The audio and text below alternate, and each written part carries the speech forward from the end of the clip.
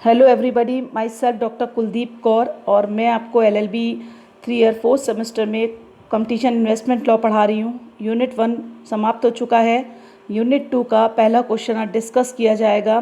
पहले आपको सिलेबस बता दें, फिर क्वेश्चन आपको डिस्कस करते हैं। चलिए पहले क्वेश्चन से पहले सिलेबस देखें। Unit 2 corporate finance and regulatory framework, security contract regulation act 1956, SEBI act 1992, depository act 1996, the securitisation and reconstruction of financial assets and enforcement of security interest act 2002।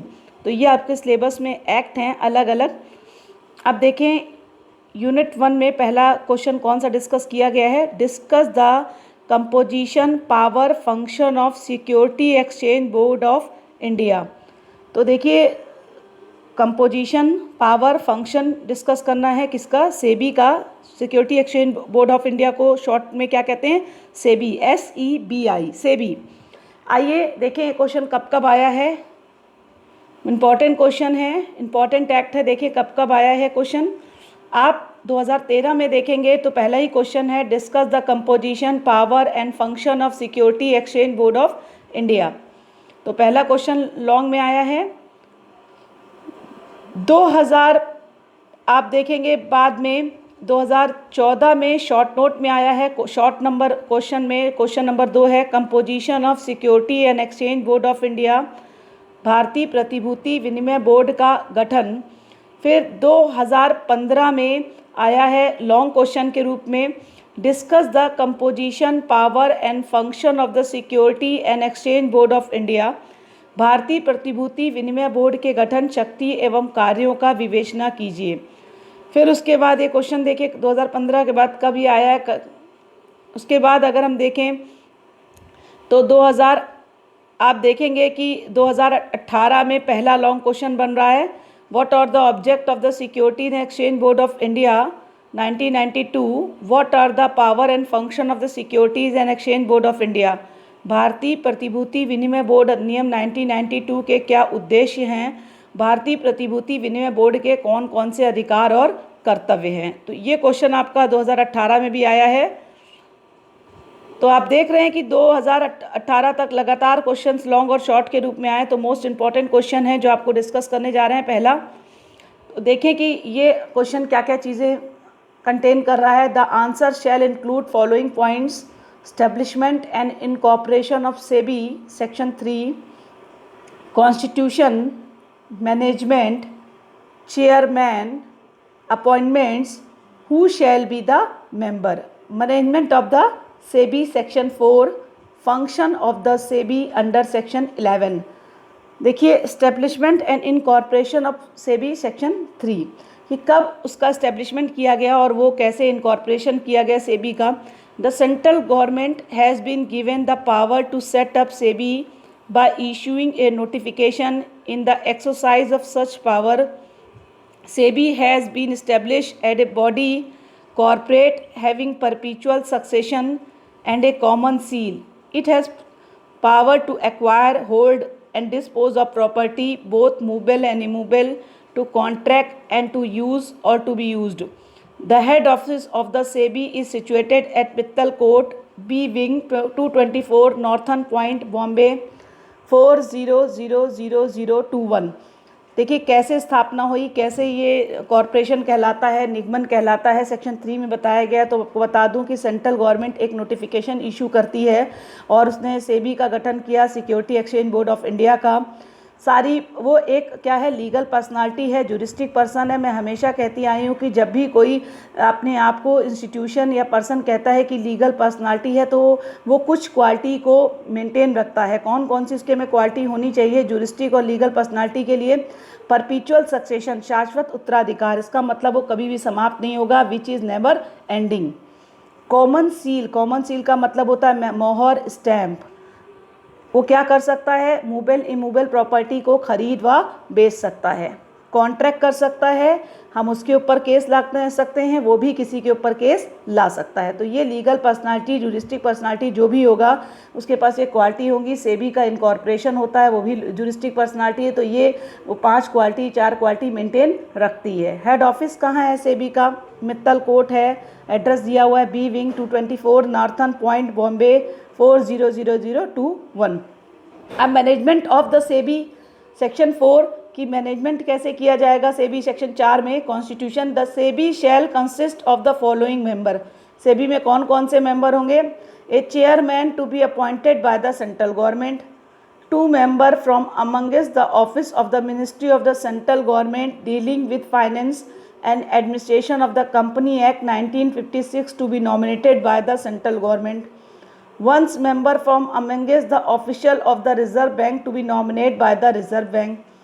5 other member of whom at least the 3 shall be the whole time member to be appointed the central government. देखिए क्या क्या कह रहे हैं। एक chairperson होगा जो केंद्र सरकार के द्वारा नियुक्त होगा, 2 और मेंबर होंगे जिन्हें ministry of the central government appoint करेगी, और कुछ और में एक मेंबर होंगे जो आरबीआई जिसे अपॉइंट करेगा, 5 अदर मेंबर होंगे जिसे सेंट्रल गवर्नमेंट अपॉइंट करेगी। तो ये कॉन्स्टिट्यूशन हो गया। आप याद रखेंगे एस्टेब्लिशमेंट एंड कॉर्पोरेशन, इनकॉर्पोरेशन 3 में है और मैनेजमेंट ऑफ सेबी 4 में है। अब आपको मैनेजमेंट के बाद, आपको कॉन्स्टिट्यूशन के बाद मैनेजमेंट पढ़ा रहे हैं। The general superintendents direction and management of the affairs of the SEBI shall vest in the board of member which may be exercise all power and do all acts and things which may be exercise or done by the SEBI. देखिए SEBI जो भी काम superintendent करती है वो किस central government जो भी उसे ऑथराइज करती है वो काम करेगी। बोर्ड में जो मेंबर्स होंगे वही अपने वर्क को पूरी तरीके से ईमानदारी से करेंगे। चेयरमैन कौन होगा? चेयरमैन बता चुके हैं। Same as otherwise determined by the regulation, the chairman shall have also have power of general superintendent and direction of the affair of the SEBI may also be exercise all power and do all act and think which may be exercised or done by the SEBI. Chairperson भी जो काम उसे सौंपे जाएंगे सेबी के द्वारा उन कामों को पूरा किया जाएगा। अपॉइंटमेंट क्या होता है? The chairman and the other member shall be appointed by the central government and the member shall be nominated by the central government and reserve bank. देखिए जो चेयरपर्सन होंगे, जो मेंबर्स होंगे, उन्हें सेंट्रल गवर्नमेंट अपॉइंट करती है और nomination में कौन पार्टिसिपेट करता है? सेंट्रल गवर्नमेंट और RBI, reserve bank of India. Who shall be the member? Member कौन हो सकते हैं? तो the chairman and the other member shall be person of ability, integrity and standing who have show capacity in dealing with problems relating to securities market or have special knowledge or experience of law, finance, economics, accountancy, administration or in any other discipline which in the opinion of the central government shall be useful to the SEBI.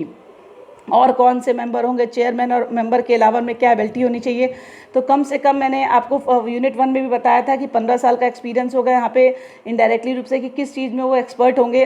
वो financial में expert हो सकते हैं, law में हो सकते हैं, economics में हो सकते हैं, अकाउंटेंसी में हो सकते हैं, एडमिनिस्ट्रेशन में हो सकते हैं, किसी भी चीज़ में इनमें से कोई भी एक में वो उनको एक्सपीरियंस होना ज़रूरी है। Function of SEBI under section 11, duties of SEBI section 11 sub clause 1.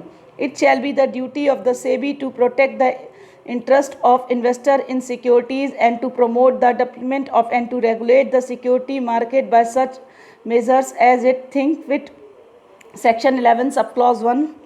Specific power of SEBI section 11 subclause 2 empowers SEBI to take the following measures for the purpose of the performance of its duty under this act: regulating the business in stock exchange and any other security market, registration and regulation the working of stock broker, sub broker, share transfer agent, banker to an issue, trustee of trust deed, registration to an issue, merchant banker, underwriter, portfolio manager, investment advisor and such other intermediaries who may be connected with security market in any manner. Registration and regulating the working of venture capital funds and collective investment scheme including mutual funds. Registration and regulating the work of the depository, participant, custodian of security, foreign institution, investor, credit rating agencies and any other such intermediaries as the SEBI by notification, credit rating agencies and such other intermediaries as the notification especially in this behalf.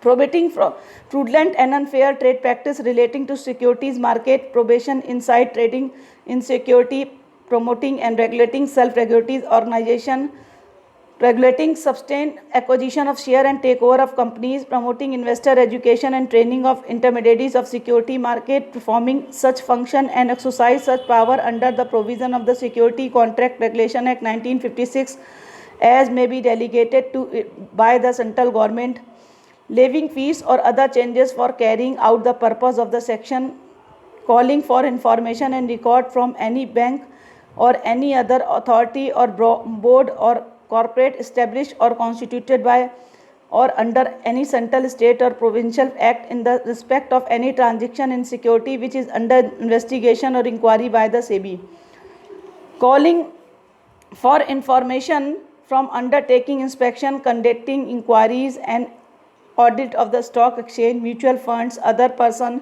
associated with the security market, intermediaries and self-regulatory organization in the security market, calling from or finishing to any such agencies as may be specified by the SEBI such information as may be considered necessary but it for the efficient discharge of its function, conducting research for the above purpose, performing such other function as may be prescribed. In addition to the above measures, SEBI may take such other measures as it think fit for protecting the interest of investor and to promote the growth and to regulate the security market. Power of SEBI are illustrated only. It can be seen that power enumerated under section 11 subclause 2 are illustration only. Thus wide and angel power have been conferred on SEBI for regulating securities market. Power to make inspection section 11 subclause 2a.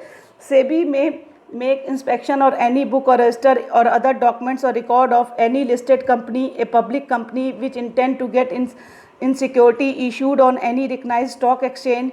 Condition for making inspection: SEBI any make inspection only if it has reasonable ground to believe that such company has been including insider trading or fraudulent and unfair practice relating to securities market. Power of civil court exercised by SEBI section 11 subclause 3. The SEBI shall have same power as the vested in a civil court under the Code of Civil Procedure 1908 while trying a suit in respect of the following matter: the discovery and protection of book of account and other document at such place and such time as may be specified by the SEBI, summoning and enforcing the attendance of person and examining them an oath, inspection of any book registered and any other document of any person reformed to be a section 12 at any place, inspection of any book or register or any other document or record of the company, issuing commissions for the examination of witness or documents. Power of SEBI where an inquiry or investigation is ordered, section 11 subclause 4. SEBI may take any of the following measures either pending investigation or inquiry or the completion of such investigation or inquiry: suspend the trading of any security in a recognized stock exchange, restrain person for accessing the security market and prohibition any person associated with the security market to buy, sell or deal in security, suspend the office bearer of any stock exchange or self-regulating organization from holding such position, impound and retain the procedure of security in respect of any transaction which is under investigation, attach alter passing of an order of an applicable made for approach by the judicial magistrate of first class having jurisdiction for a period not exceeding 1 month or more, bank account of any intermediary or person associated with security market in any market involved in violation of any of the provision of the act of the rules of the regulation made the under, however only the bank account or any other transaction entertained them so far as it related to the proceed actually include in violation of any of the provision of this act or the rule of the regulation made and thereunder shall be allowed to be attached during any intermediaries or any person associated with the securities market in any matter not to dispose of or alienate any assets forming part of the transaction which is under investigation. Condition for passing order: the SEBI shall record the recourse in writing for pressing such an order. SEBI shall pass such an order only if it is the interest of the investor of security market. The SEBI shall give an opportunity of being heard either before or after passing such order. Power to issue directions: Section 11B, making of inquiry, SEBI may made any inquiry if it is satisfaction that it is necessary in the interest of the investor or order growth of security market to prevent the affairs of any intermediary being conducted in a manner determinate to the interest of investor or security market to secure the proper management of any such intermediaries or person issues of direction after making such inquiry as it deem fit. SEBI may for the protection of interest of investor issues such direction as it deem fit to any person or class of person referred in section 12, any person associated with the securities market। देखिए इतना सब कुछ लिखा हुआ है। अगर इसकी एक समरी में कुछ बोलना होता तो शुरुआत का तो मैंने आपको समरी में शुरुआत का बता दिया था, मैंने आपको यहाँ तक समझा दिया था, चेयरमैन तक, अपॉइंटमेंट तक। अब मेंबर भी बता दिए थे। अब ड्यूटी बताने का, फंक्शन बताने का वक्त आया था ड्यूटी का, तो वो आपको समझा दूँ क्या ड्यूटी होगी।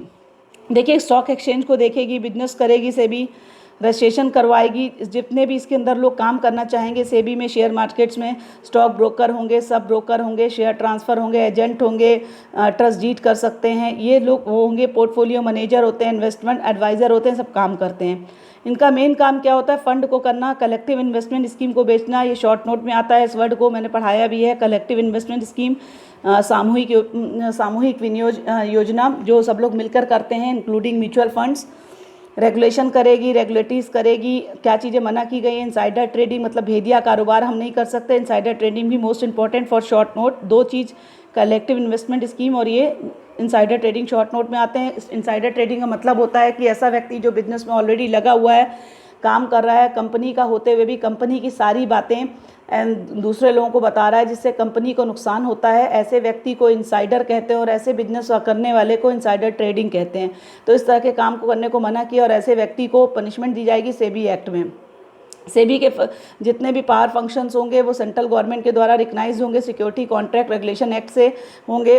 वो फीस चेंजेस जो भी चीज़ें होंगी वो अपनी सेबी काम करने के लिए लेती रहेगी। उसका मेन काम क्या होता है कि इन्वेस्टर के पैसों को हमेशा सही तरीके से सेफ रखना और मार्केट में म्यूचुअल फंड को बेचना, जितनी भी चीज़ें इन्फॉर्मेशन है उन सबको राइट इन्फॉर्मेशन देना, सारी चीज़ों को पर्पस को पूरा करना जो मनी से रिलेटेड है। वो लिस्टेड कंपनी होनी चाहिए। लिस्टेड का मतलब उनको सेबी ने क्या किया हो, सूची में अपनी लिखा हो, पब्लिक कंपनी होगी जो इस तरह के काम को करेगी। सिविल कोर्ट के समान सेबी को पावर प्राप्त है। सिविल कोर्ट को हमेशा क्या पावर प्राप्त होती है? मैं कई बार बता चुकी हूँ कि हम क्या कर सकते हैं, कह सकते हैं कि अपनी अकाउंट्स को प्रेजेंट करिए, डॉक्यूमेंट्स को लाइए, विटनेस को कॉल कर सकते हैं, समन इशू कर सकते हैं, एग्जामिनेशन ओथ के लिए कर सकते हैं, इंस्पेक्शन कर सकते हैं, किसी भी बुक का, किसी भी रजिस्ट्रेशन का, किसी भी डॉक्यूमेंट्स का, किसी भी समय आ सकते हैं, जा सकते हैं, रिकॉर्ड को देख सकते हैं। तो जो पावर होती है एक सिविल कोर्ट की, वही जो सेबी को पावर दी गई है ताकि वो अपने कामों को अच्छे तरीके से कर सके। सेबी का जो मेन ऑब्जेक्ट है वो एक कह सकते हैं कि एक चेन का काम करती है, वो कस्टमर के बीच में और कंपनी के बीच में। SEBI security exchange board of India इसका फुल फॉर्म है। और अब आपको याद रखना है कि इसका एस्टेब्लिशमेंट इनकॉर्पोरेशन हुआ 3 में और मैनेजमेंट किस में है 4 में, और फंक्शन ऑफ सेबी किस में दिए गए 11 में दिए गए। तो आप ये 3 सेक्शंस भी याद रखेंगे सेक्शन, और 2 शॉर्ट नोट्स के लिए कलेक्टिव इन्वेस्टमेंट स्कीम और इनसाइडर ट्रेडिंग। लॉन्ग के अलावा ये 2 शॉर्ट नोट भी इंपॉर्टेंट है, दोनों ही मैंने आपको कवर कर लिया। Thank you. यूनिट 2 का पहला लॉन्ग क्वेश्चन कवर होता है। नेक्स्ट क्वेश्चन फिर आपको हम डिस्कस करेंगे